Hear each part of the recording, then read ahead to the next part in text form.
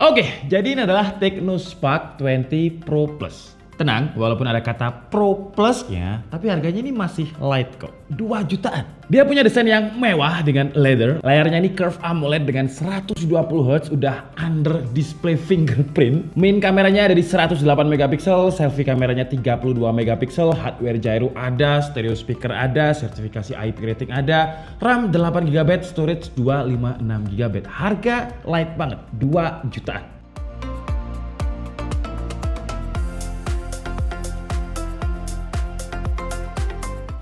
Emang grupnya si Transsion Holding ini selalu bikin rusuh ya. Mereka nggak pernah gembar-gembor kalau Margin kita itu cuma 5% kok untuk fans kita. Tapi kalau kita lihat harganya terus kita bandingkan dengan kompetitor, kayaknya nggak mungkin 5% deh.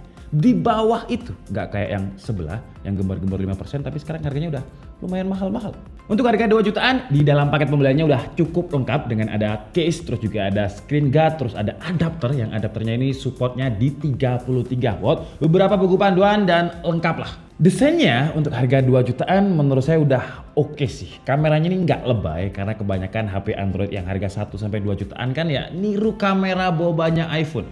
Yang jatuhnya kayak dipaksakan dan menurut saya lebay malah terlihat murah. Tapi kalau ini simple jadi terlihat lebih dari harganya yang 2 juta. Dia kayak punya ciri khasnya sendiri gitu. Dan dia ada 4 varian warna. Yang pertama ada Temporal Orbits, terus ada Lunar Frost, ada Radiant Starstream, dan yang kita bahas ini namanya adalah Magic Skin 2.0 Green. Panjang juga namanya ya. Yang hijau ini dia pakai bahan kayak leather, cantik untuk kelas harganya. Cuman biasanya yang ada kayak lapisan leather dibungkus leather kayak gini, kalau misalkan kita gunakan main game secara terus menerus itu lebih panas ketimbang yang nggak pakai leather. Karena ya udara dari dalam itu susah untuk keluar. Tapi nanti kita cobalah di bagian tes performanya. Sekarang kita coba dulu kameranya yang seolah-olah kayak ada 4 kamera ya. Ya biar terlihat mahal lah karena kan udah curve. Kalau kameranya cuma satu kan ya kayak gimana gitu ya. Untuk kamera belakangnya sebenarnya ada 2. Yang belakang itu minnya 108 megapiksel dan 2 megapiksel. Ya lensa gimmick lah, lensa bonus karena saya pribadi nggak pernah pakai makro 2 megapiksel. Dan kalau kalian tanya ultrawide, ya sayangnya dia nggak ada ultrawide. Tele juga nggak ada. Dan buat yang suka selfie, kamera depannya ini punya resolusi yang cukup gede, 32 megapiksel dan ada flash LED-nya 2. Jadi di pojok kirinya itu ada flash, ya lumayan lah ya buat nambah-nambah lighting. Flashnya ini juga bisa kita atur intensitasnya, bisa 3 tingkat dan masih bisa pakai layarnya juga untuk lighting. Jadi ya makin terang jadinya. Dan yang kalian dengarkan sekarang adalah kualitas mikrofonnya langsung dari Tecno Pova Spark 20 Pro Plus ya. Sambil kita liatin untuk karakter warna dari hasil sampel-sampel fotonya. Ya kayak di beberapa situasi dia itu kayak lebih merah atau warm ke orange-orangean gitu. Ya standarnya HP 2 jutaan lah. Tapi kalau untuk skin tone dia udah oke di kelas harganya. Gak terlalu terlihat lebay skin tone-nya, jadi gak terlalu terlihat cantik. Terus untuk dynamic range di kamera belakang yang 108 megapiksel ini juga masih oke. Detail warnanya deep of view itu dapet. Cuman kalau untuk profile picture-nya itu memang kadang di skenario tertentu dia kayak agak kemerahan. Kalau untuk selfie kameranya nggak ada masalah, dia ada 2 POV, jadi bisa zoom in dan juga bisa zoom out. Untuk high dynamic range di bagian selfie kameranya yang 32 megapiksel ini juga masih oke, karena fasad saya yang di bagian belakang ini masih terlihat jelas, detail muka saya juga masih dapat. Untuk kelas harganya masih oke banget sih.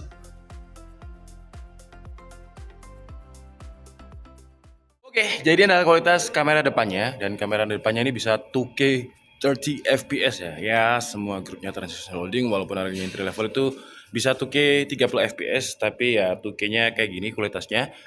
Ya, kalau misalkan kita gunakan untuk backlight itu tadi ya, backlightnya tuh. Dia nggak bisa di-touch juga di bagian layarnya untuk kita cari fokus. Kalau misalkan nggak backlight, oke sih. Tapi untuk high dynamic range-nya agak kurang. Jadi kalau kalian lihat tembok saya dan juga langitnya itu kayak menjadi satu gitu. Terus kalau kita gunakan untuk jalan di resolusi 2K 30 fps ini masih ada stutter, terutama di bagian belakang background ya.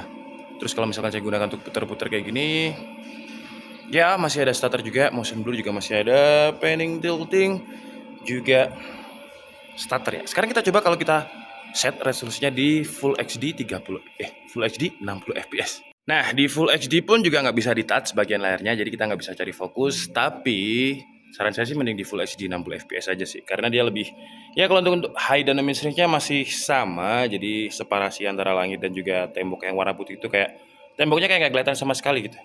Nah tapi kalau untuk langitnya Sama juga. Jadi langitnya itu kalau misalkan saya hilang, set, nah baru tuh keluar si langitnya. Jadi dia nggak bisa menseparasikan antara detail muka saya dan juga langitnya. Di touch pun nggak bisa. Tapi kalau digunakan untuk jalan di resolusi Full HD 60 fps ini lebih baik lah. Dia memang agak gempa karena nggak ada stabilization-nya. Tapi kalau kita gunakan untuk gerak seperti ini tuh jauh lebih mulus ketimbang kita pakai resolusi 2K 30 fps tadi. Terus kalau untuk panning tilting juga aman. Wah, itu masih ada tuh separasinya tuh. Tapi langitnya bener-bener kayak blown out gitu ya. Coba untuk kamera belakangnya, tuh ini saya pelan-pelan aja langsung kelihatan ya starternya ya. Ini di resolusi 2K 30 fps tuh. Kalau kalian lihat tembok tuh, ini padahal saya udah lumayan pelan. Jadi untuk auto exposure dan juga auto fokusnya masih kurang smooth kalau kita pakai resolusi 2K 30 fps. Ini kayaknya di scaling aja sama Tecno. Jadi ya kayak dipaksain resolusi 2K gitu ya. Tuh, kalau digunakan untuk panning, ini tilting, masih kelihatan starternya. Kalau misalkan kita gunakan untuk kiri kanan, juga masih kerasa starternya. Tapi seharusnya karena ini resolusi 2K ya, kalau kita zoom objek, tuh detail, itu ada kelihatan tuh, ada kayak semacam hewan tuh di sini, tuh kelihatan. Bukan hewan ding. Oh iya ding, ada semut tuh. Tuh, tapi dia patah-patahnya lumayan ya. Padahal ini gerakan saya udah pelan-pelan banget nih. Jadi kita cobalah di Full HD 60 fps aja. Ini sekarang di resolusi Full HD 60 fps. Tuh kalau kalian lihat jauh lebih stabil ya. Temboknya tadi yang stutter, patah-patah. Ini sekarang lebih baik. Dan kalau kalian lihat auto fokusnya juga lumayan cepat. Set, pindah. Tuh sekarang ke tembok. Set, pindah ke sana. Kita gunakan untuk tilting juga aman. Ini padahal gerakan saya juga lebih kencang dibandingkan tadi. Tuh aman aja nih. Set, wah kalau ini sih smooth, mulus, kiri kanannya juga mulus. Untuk detail, coba kita lihat detailnya ya. Wah, juga nggak kalah kayak tadi. Warnanya juga masih dapet, lebih saturasinya lebih dikit sih ya dibandingkan warna aslinya. Aslinya itu nggak seijo ini. Terus kalau kita gunakan untuk jalan mundur, wah lebih stabil. Sekarang maju, wah kita gunakan untuk jalan sekarang. Set, tuh. Ini nggak pakai fitur super stabilization ya. Jadi untuk kamera belakangnya dia ada super stabilization-nya, tapi bakalan turun ke 30 fps. Ini aja sih oke sih menurut saya. Untuk kelas harga 2 juta, Full HD 60 fps-nya oke banget. Sekarang kita coba kalau kita pakai super stabilization. Ini kalau pakai super steady ya. Wah, terlihat lebih stabil memang. Tapi kayak ke crop gitu POV-nya. Wah, ini saya jalan lumayan cepet nih. Zoom in, set, zoom out. Tapi masih ada starternya ya, karena 30 fps. Jadi kalau kita gunakan untuk tilting kayak gini, tuh masih ada kayak semacam tap. Terus exposure-nya juga kurang stabil. Kalau kanan kirinya, set, ya masih ada starter juga. Kalau kita gunakan untuk jalan sekarang, kalau jalan oke sih. Jadi kalau pakai fitur super steady ini, saran saya sih ketika jalan kayak gini ya. Karena dia lebih oke. Tapi kalau udah agak set rotary shot kayak gini, langsung tuh dia ada starternya. Tilting juga ada kayak semacam starter. Tuh. Terus karena dia curve, jadi ketebalannya itu bukan kepala 8, ada di 7,5 mm, tapi untuk distribusi beratnya ada di bagian kamera sih. Jadi kalau kita pegang kayak mau jatuh ke sana gitu. Sebenarnya secara bobot itu dia nggak terlalu berat juga, dengan bobotnya itu 179 gram. Dan masalah curve ya itu selera sih. Ada yang nggak suka curve, ada yang sukanya flat. Kalau saya sih sukanya yang flat. Tapi untuk si Tecno Spark 20 Pro Plus ini dipegangnya masih cukup enak karena dia nggak terlalu licin. Leathernya ini loh, kalau misalkan kena kulit tangan itu kayak keset, walaupun kalau kita kena pinggirannya ya masih agak licin-licin juga sih. Saran saya sih ya pakai case saja. Terus walaupun harganya ini 2 jutaan kecil, tapi dia juga udah punya sertifikasi. Ya jangan dibayangin sertifikasinya yang kepala 6 gitu ya, kayak IP67 atau IP68 ya nggak bisa, karena ini harganya udah murah banget. Kita dikasih sertifikasi IP ratingnya itu di IP53. Terus untuk screen to body ratio-nya walaupun dia Edge, tapi dia nggak bisa nyentuh 90% ke atas, adanya itu di 85%. Jadi kalau kita lihat dari depan ya frame-nya ini masih lumayan terlihat yang bagian item-itemnya ini cukup tebal untuk sebuah HP yang punya layar curve. Untuk dimensi dia ada di 6,78 inch dengan panelnya itu AMOLED 120Hz dengan peak brightness yang diklaim sih bisa sampai 1000 nits. Tapi pas saya coba untuk outdoor, 1000 nitsnya ini rasa 600 nitsan lah, kurang terang. Apalagi Malang itu lagi terik-teriknya, lagi panas-panasnya. Kalau misalkan lagi terik saya harus ngiup dulu, apa bahasa Indonesia ini? Neduh dulu biar layarnya ini semakin kelihatan, nggak silau. Tapi layarnya ini bukan layar yang murah kok, karena biasanya kalau kita perhatikan grupnya Transition Holding multi touch-nya itu cuma ada di 5 touch. Sedangkan untuk si Tecno Spark 20 Pro Plus ini udah ada 10. Tapi sebenarnya buat apa sih bang multi touch bisa sampai 10? Emang ada orang yang HP-an dengan 10 jari? Ya enggak sih, tapi ada loh saya lihat orang yang main PUBG itu lebih dari 5 jari. 10 multi touch ini fungsinya buat gesture. Jadi misalkan kita mau zoom atau rotate terus pins dengan zoom in zoom out itu bakalan lebih responsif kalau dia support dengan 10 multi touch. Kalau untuk performanya, ya dia pakai MediaTek Helio G99 sih. Cuman ya kayak beda nama aja, kan ada G99 Basic, G99 Ultra, G99 Ultimate. Ini pakai yang Ultimate.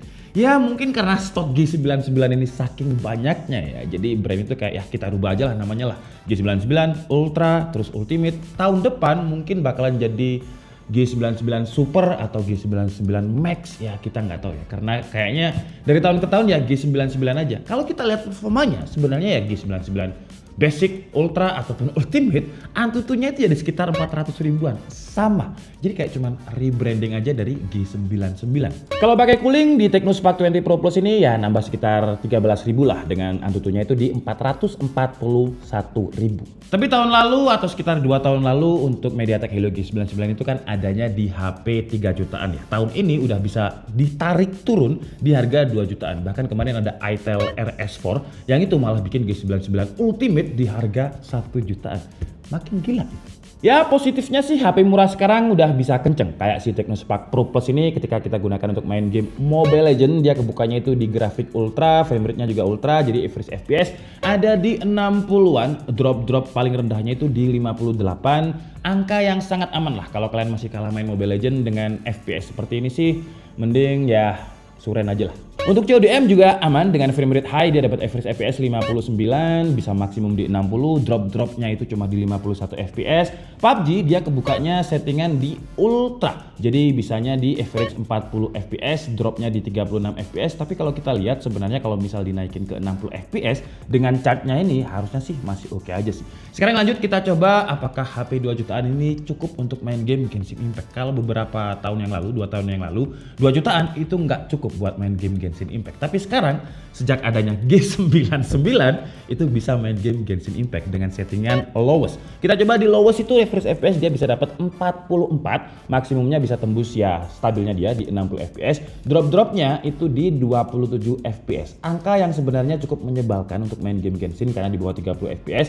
Saran saya pakai cooling karena Antutunya tadi ada selisih performa, dan Genshin Impact kalau kita pakai cooling ada selisih performa juga. Dengan average FPS dia naik jadi 52 FPS, terus maksimumnya ya bisa nyentuh 60, dan dropnya itu di kisaran 30 FPS, angka yang masih playable untuk dimainkan. Kalau untuk suhu temperatur, kita bahas suhu temperatur di bagian dalamnya dulu ya. Kita tes dia pakai CPU throttle selama 30 menit. Ini bukan G99 biasanya sih, karena biasanya G99 biasanya itu kan di atas 90% ya. Kalau di Tecno ini di awal dia 100% terus turun di kisaran 80%. Ya walaupun nggak throttle sih, karena nggak ada cat yang warnanya orange ataupun kuning. Di 3D Mark Loop test dia nggak ada masalah, dengan Wildlife Extreme dia bisa tembus di 99%, angka yang hampir sempurna. Jadi Wildlife Extreme test itu berarti dia di loop sebanyak 20 kali dan 99% stability oke banget. Kalau untuk suhu permukaannya ketika kita coba main game Genshin Impact tadi dengan settingan lowest di sekitar 30 menit, suhu tertinggi permukaan di bagian depan itu ada di 39,1 derajat Celcius. Ya tipikalnya G99 ketika settingan lowest Genshin, belakangnya di 38,7 derajat Celcius. Suhu yang lumayan hangat ketika kita coba dia record video 30 fps selama 30 menit. Bagian belakangnya itu di 41,2 derajat Celcius, depannya 42,5 derajat Celcius. Ya kalau dibilang coolingnya bagus, nggak juga, jelek juga nggak juga. Standarnya HP yang biasanya pakai G99 karena standar ya baterainya ikutan standar. Tapi yang saya salut dari Tecno Spark 20 Pro Plus ini, dia kan udah bikin curve yang tipis, nggak sampai 8 mm, bobotnya juga nggak sampai 180 gram, tapi dia bisa masukin kapasitas baterai yang 5000 mAh. Untuk daya tahan baterainya sih ketika kita main Genshin Impact 30 menit itu berkurangnya 12%, PUBG 30 menit itu tadi 30%, Mobile Legends 30 menit 12%, CODM juga sama sekitar 9%, TikTok, YouTube 30 menit 3%. Untuk record video 30 menit tadi sekitar 11%. Jadi kalau dibilang awet enggak juga, boros juga enggak.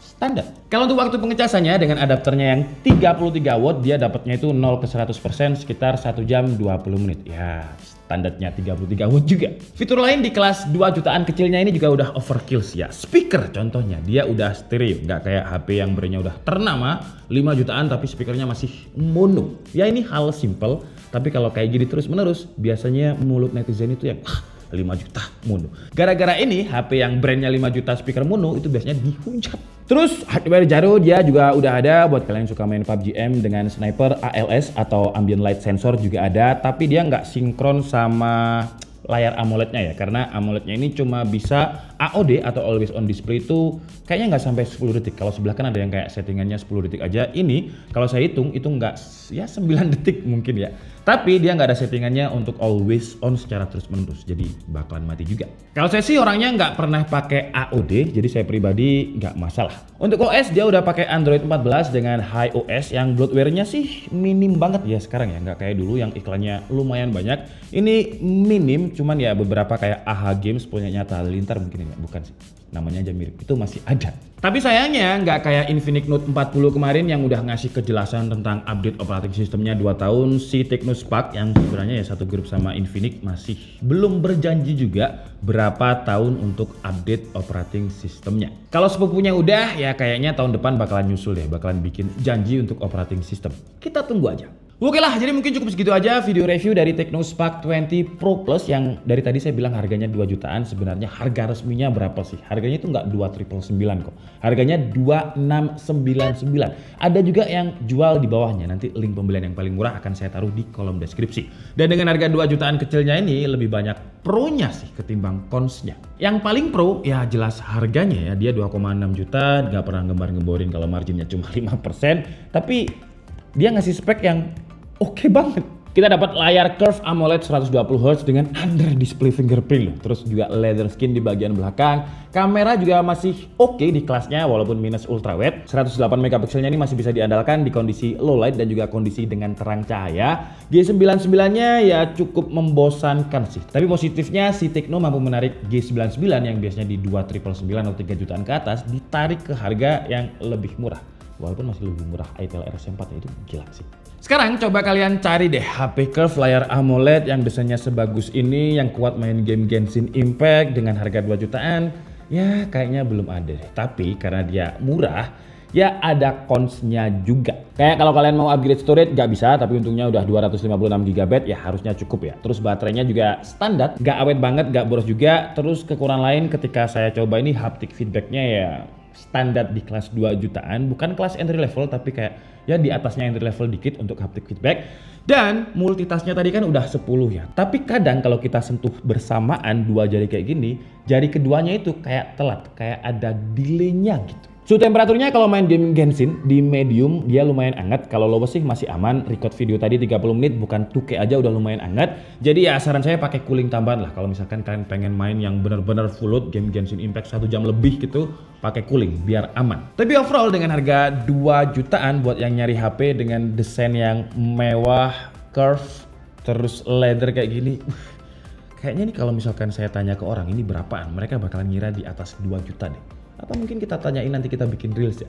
Intinya dengan harga 2,6 juta kalau kalian carinya HP curve yang mewah, yang performanya kencang, si Tecno Spark 20 Pro Plus ini menurut saya bisa menjadi salah satu HP yang sangat menarik ketika THR kalian cair nanti.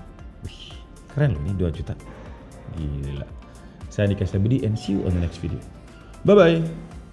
Tapi letternya kayak sofa ya? Iya kayak sofa. Oscar, bahan Oscar.